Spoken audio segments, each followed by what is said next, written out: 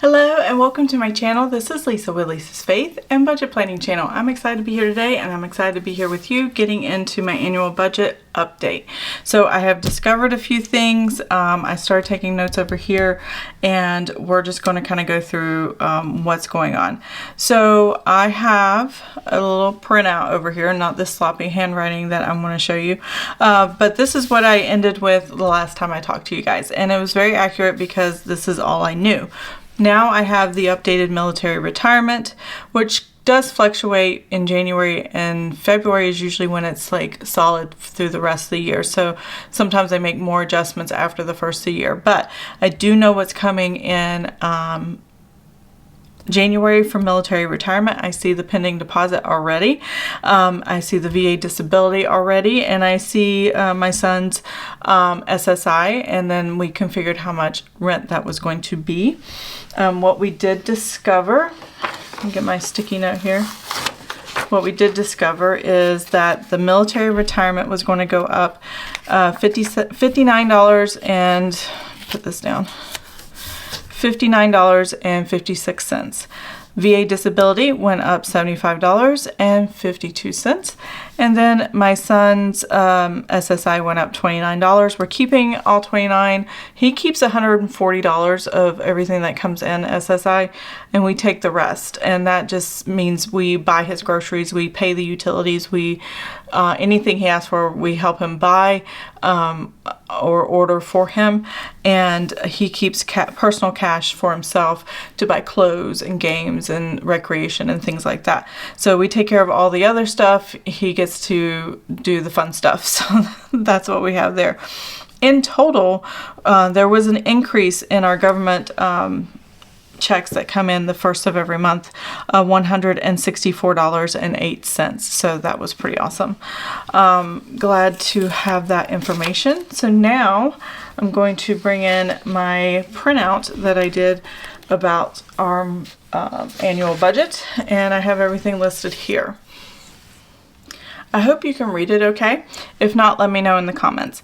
I have the income here, and I have all the new numbers and the annual and all of that. So that is already set. I kept the same salary that I estimated before.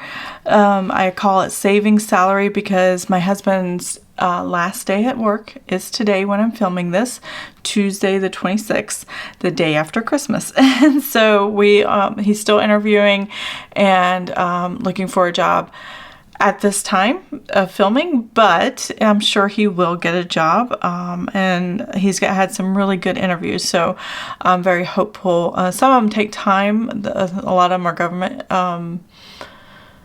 government jobs that open and close certain times, and it may be February for one of them, maybe January for another, when they start, and employment and stuff like that. So it may take some time to get there, but that's okay. We have savings for that. We are using our emergency fund. We have, I called it 8 months of salary, and that salary was based on his previous job, which was a really good salary job. And what I did was I took the lowest amount that we would actually need to cover us month to month and made that our new amount in order to not spend too much of our savings. So that 8 month of salary could stretch us 15 or 16 months at this particular rate, $2,870. If he gets a job and it's low like this, then that's fine. That's a monthly amount as well. So we have all these other checks plus this one. So every month I'm going to be looking at $7,920.77 for our income to take care of our family of 4 adults. The mortgage, we are still going to pay the $550 principal only payment.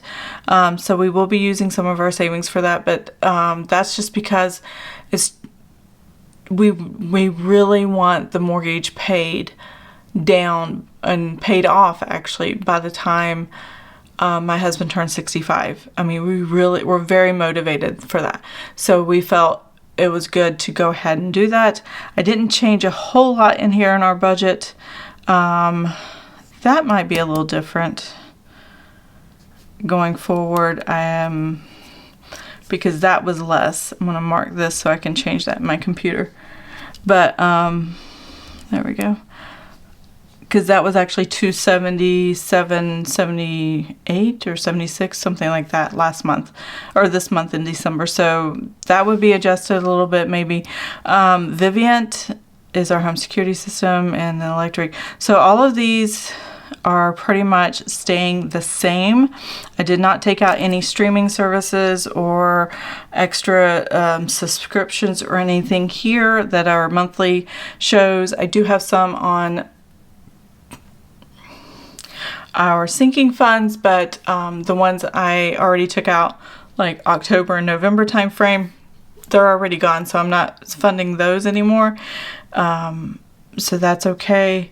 I am keeping our spending categories roughly where they were before, just because I don't want to take away too much funding for that and then be over budget every month and having to dip into savings. So if I can save in this area, then and spend less, then I will definitely focus on that. That is my goal and focus for the new year, is spend less in our spending categories. Like I said, sinking funds, that's an estimate. It's estimated high, so if we don't spend it all, then it's fine. And then our tithing. Now, if my husband has a job, we will be tithing whatever the salary is for that. So if he has a job that has $2,870 for a monthly income, we would be tithing $287 for our job. But when my husband is only using savings until he gets a job, we will not be tithing until that, because tithing is what you get in earned income. Offerings or anything above that. So that's kind of how we differentiate things. And there may be months that we do offerings, but but it won't be tithing. And it's just a way of accounting wise to kind of differentiate what you're doing with your money. Nothing's more or less. You don't have to tithe like we do. We do tithe 10% of all of our incomes, but not necessarily because we have to. We didn't always have the opportunity to tithe like that. When we first started, when we were tithing, it was very low. It was very little, and it was something God laid on our heart and told us. And then out of obedience, we grew in our ability to tithe. So I really appreciated God for walking us through that lesson in our life. And we're always very mindful to come to Him when we have these big changes in our life, that what is next? This is our heart, what we want to do and what we need to do. And He just walks us through it. It's pretty amazing. So I do have that on there just in case, once my husband starts working, and that will be fluctuated based on how much income comes in. And then we still have cash left over. So if I have another sheet of paper. So these are the notes I gave my husband. I did yesterday. We do have a buffer in our checking account when I do transfer that amount of money. I think it's the same number. Yeah, this number is the same as this number. So the income monthly is going to be the same. What I've decided to do is to continue with paycheck periods. Even though my husband won't be getting a paycheck, I wanted those paycheck periods so I can kind of create a buffer around a specific amount of money during a certain time period. So January 1st, for the first 2 weeks, these are the expenses. This is what I expect to spend, and these are my spending categories. And these are just the bills I typically have. It's the same setup I have in my notebook. It's all ready to go. I'll be filling all this out with you as time goes on, and it will shift and change based on how we spend through the month. But this is just an estimate if we wanted to make sure a zero-based budget was going to happen. It still allowed a $488 buffer. Keep in mind, $287 of that would have gone to tithing if it was coming from an income source. But since it's coming from savings, something we've already tithed on, it sits in the checking account. It's ours to steward and take care of. So yeah, that's where our new budget for 2024 is looking like. I still will do a monthly budget. I will do a paycheck 1, 2, and 3 budget and a weekly check-in, just as I had always done, even though we're getting all the income at the first of every month. So this is what I'm doing moving forward every month. This is just the framework for that, and then we'll see how it plays out. And I may change it as time goes on if something is better, or if my husband has a different pay schedule because he got a job. It will all depend on what his future looks like. But for right now, this is what we're working with, and I'm comfortable with this. My husband's comfortable with this.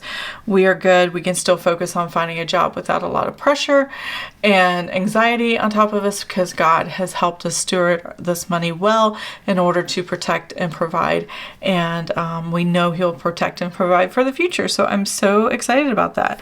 So that's what I have for our annual budget and all the different changes for the income. Again, I had notes on the back here for the monthly income, just kind of writing it out. And January 1st, it's going to come out of savings, because obviously my husband's not been hired yet. So that is what we have there. I hope you enjoyed this video. If you did, please give it a thumbs up. If you'd like to see more of my videos, please subscribe to the channel. And I will see you guys next time. Have an amazing and blessed day. Bye.